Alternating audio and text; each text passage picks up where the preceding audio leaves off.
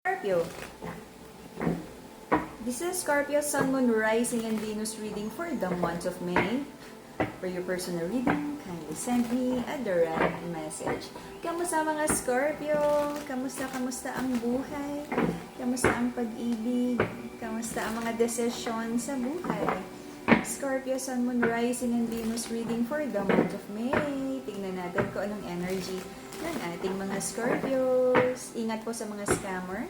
Huwag basta-basta magbabayad, lalong-lalo na ang mga bagong clients. Sa old clients, alam nyo na ang nag-iisang number ko. Alright? Nakasale pa rin ang ating mga crystals. Scorpio. This is a Scorpio Sun, Moon, Rising, and Venus reading for the month of May. Let's see. Scorpio.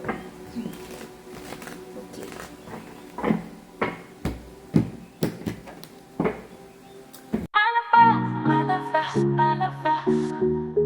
Offer. Meron kang hinihintay na offer, communication. Okay. Maraming iniisip about financial stability ang ating mga Scorpio. Ginagawa naman lahat, hard work, pinupush mo yung pangarap mo, nag-OT ka, may side hustle ka, hard work energy. Because sabi mo, gusto mong iahon yung sarili mo dun sa financial instability na to. But it feels like kung ano yung pinagkakakitaan or source of income ng mga Scorpios right now, hindi ito nagbibigay sa'yo nung dream na income mo. Okay? And because of that, sabi mo parang yung pangarap mo na stable life para sa bahay, long-term plans, mga bata, parang kulang and you don't feel not really happy, but marami ka pang gustong pangarap at hindi lang ito yon, okay? Marami ka pang gustong maabot with regards to financial goals, okay? Nagdala ng overthinking, you feel so defeated about a certain love connection na you feel na hindi naman totoo yung offer of love sa'yo, hindi sincere, okay? Woo! Sana all may pinagpipilian, okay? The lover's energy, this is a soul connection, destined, okay? Destined love connection.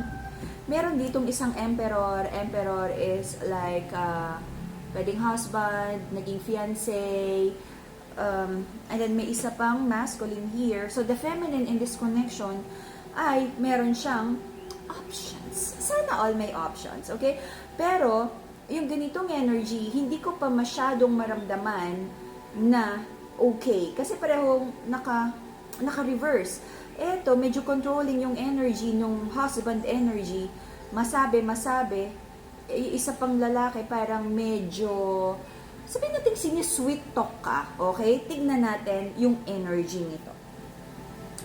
Justice card, okay? You wanna do what's right, what's best, para maging mas maayos na ang buhay mo. But tinitimbang mo pa rin ano ba talaga yung dapat unahin, ano yung dapat gawin ngayon. For some of you na may involved na kasal, nagdadalawang isip ka kung mag-stay ka or totally magwa-walk away ka na sa kasal energy na to. Nalulungkot ka kung ano yung parang mga naging revelation or mga chismis, mga balitang hindi maganda. Pero sabi mo, gagawa ka ng mga plano and kung ano man yung fix na pwede mong gawin sa kung ano man yung nabalitaan mong hindi mo gusto, na hindi favorable sa'yo. So, recent past, nagkaroon ka ng decision after all the options. I feel meron mga pinagpilian, parang nag-date ka ulit, or meron ka mga kinausap, in-entertain ng mga tao. But, I feel recently, nagkaroon ng decision to build with a new passionate connection. Okay? Someone feels regretful. Someone feels regretful moving forward, no? Kasi may isang masculine dito na hindi naman talaga ready to commit and hindi nag-work out yung connection kaya nagkakaroon ng moving forward. And there's a feminine energy here na nagkakaroon ng like reconnection, reconciliation, pero sabi ng feminine, ayaw na niyang balikan ang isang connection na alam niyang naging painful at paulit-ulit lang naman na parang naglalaro daw yung masculine sa connection na to, kaya sabi niya hindi na siya willing na mag-rebuild kahit ligaw-ligawan pa siya ng masculine na to, okay? So parang merong recent past at may bagong love connection na involved here para sa feminine. Okay? The reason for the reading is communication with the masculine, isang provider energy. But I feel kung ano naman yung sabihin nating request or like ano ba yung pag-uusap na sana maging responsible and reliable yung masculine. I feel sinubukan naman at nangyari naman. Okay? Sinubukan naman ng masculine to be as responsible as he can. Okay? Sabi ng mga Scorpio right now, dahil marami pang minamanifest na kabuhayan, magtitipid-tipid muna. Meron ding relationship na isang tao sa buhay mo that you feel na this person is a keeper. Okay? Hard work, energy, at sabi ng mga Scorpio, lahat ng hard-earned money iingatan. Kung nagkaroon ng mga pagkakamali in the past na sobra-sobrang paggastos, but this time, iingatan na yung hard-earned money, mga ipon. Prayers and manifestation, sabi mo sana kung ano man yung mga naging maling decision, magkaroon na ng linaw, okay? Na kung paano to maaayos or kung maaayos pa ba, para makagawa ka na ng long-term decision for you. Right now, maraming pangarap ang mga Scorpio and sabi mo is nakakalungkot na, you know, may kaya ka pang ibigay, no? Na mas magandang buhay para sa family, but it feels like may sad energy sa family and gusto mong, meron kang gustong gawing solusyon para hindi naman masyadong sad yung energy nung family here. Nagkakaroon ka ng overthinking para maging mas okay yung energy ng family dynamics na to. Your person, very strong kung ano yung mga naging decisions niya in the past.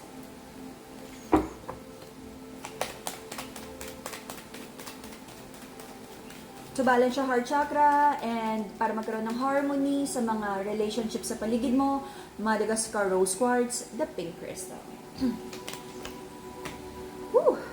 Your person, very strong siya, no? Pag nakita mo, parang ang tough nung shell, but pag mag-isa na siya, may feeling of defeat at marami siyang regrets, maraming resentment, maraming sleepless nights. Okay? Ano pinagdadaanan ng person ng mga Scorpio? Meron ka mga doubts kung kanino ka magbibigay ng attention, pagmamahal, pagtitiwala. Sabi mo, ayaw mo nang sayangin yung attention at yung mga binigay mong, you know, yung mga, parang may mga lesson na sa'yo na kung dati nagkamali ka ng pinagbigyan ng pagmamahal, this time, mag-iingat ka na. Okay? If you're manifesting abundance and happiness, Brazilian citrine, the yellow happy crystal. Okay? For mental clarity and stronger connection with the divine, amethyst crystal. Favorite ko to. So, until the end of August, there's an energy here of may hinihintay kang good news, but maaaring magkaroon ng delays. But I feel kung ano man yung mga bagay na mabigat, no, I think the feminine would drop the burden, any connection na hindi naman nagdadala ng inspirasyon or hindi nakakatulong sa buhay, bibitawan ng feminine. Okay? Pag nakakatulong sa kabuhayan, check na check. Okay? So, the outcome would be the feminine in this connection would focus more on kabuhayan, glow up, personal development, and kung may anak, yung pagiging mommy, mag-move forward. I feel, no, may mga bagay na mahirap nang i-fix. So, meron ditong energy of like, pagsasama, kasal, pangako, kung na-engagement, kung nagkaroon ng mga long-term plans. I feel, sabi ng feminine, kung hindi reliable yung masculine, i-move forward na niya yung buhay niya, yung success niya, nang siya lang. At very confident, no, na kung may anak energy, kaya naman daw niyang buhayin mag-isa yung anak niya. Okay? But if ever daw, hindi naman daw niya ipagdadamot yung mga bata sa masculine, andyan pa rin naman daw na pwede naman daw mag-reach out yung masculine, yung tatay ng mga bata if ever. Mahalaga sa inyo, sa mga Scorpio, ang bata, happiness ng bata. So if you're considering really to stay sa relationship, I feel it's just because of bata. Okay? A new love connection.